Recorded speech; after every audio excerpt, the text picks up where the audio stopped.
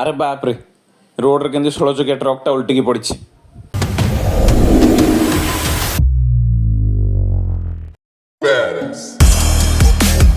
Hello hi ନମସ୍ତେ, ଆଶା କରୁଛି ଭଲରେ ଥିବେ ସମସ୍ତେ। ଆଜି ମୁଁ ମୋର ଗୋଟେ ସ୍ୱପ୍ନର ଯାତ୍ରା ଆରମ୍ଭ କରିବାକୁ ଯାଉଛି।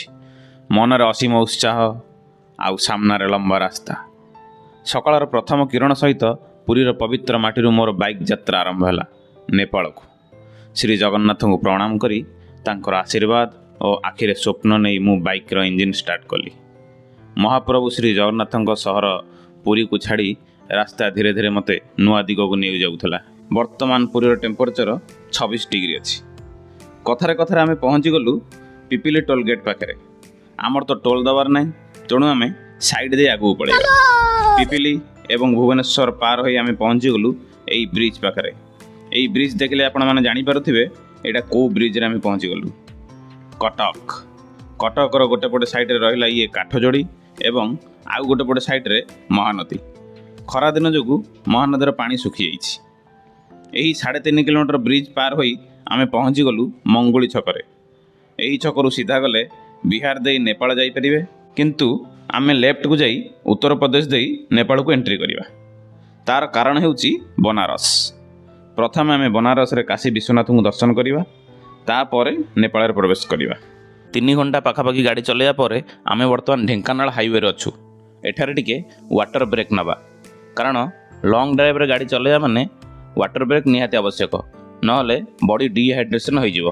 ପାଣି ପିଇ ନିଜକୁ ରିଫ୍ରେଶ୍ କରିସାରିବା ପରେ ଆମ ଗାଡ଼ି ସମ୍ବଲପୁର କଟକ ହାଇୱେରେ ଆଗକୁ ବଢ଼ି ଚାଲିଲା।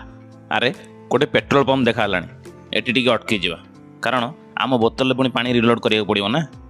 ଆମ ବୋତଲରେ ପାଣି ରିଲୋଡ଼ କଲୁ, ପୁଣି ଅଳ୍ପ ସମୟ ବିଶ୍ରାମ ନେଇ ଆମ ଯାତ୍ରାକୁ କଣ୍ଟିନ୍ୟୁ କଲୁ। ବର୍ତ୍ତମାନ ସମୟ ଆମକୁ ନିର୍ଦ୍ଦେଶ ଦେଲାଣି, ପିଲାମାନେ କିଛି ଖାଇଦିଅ, ଦିନ 3ଟା ବାଜିଗଲାଣି।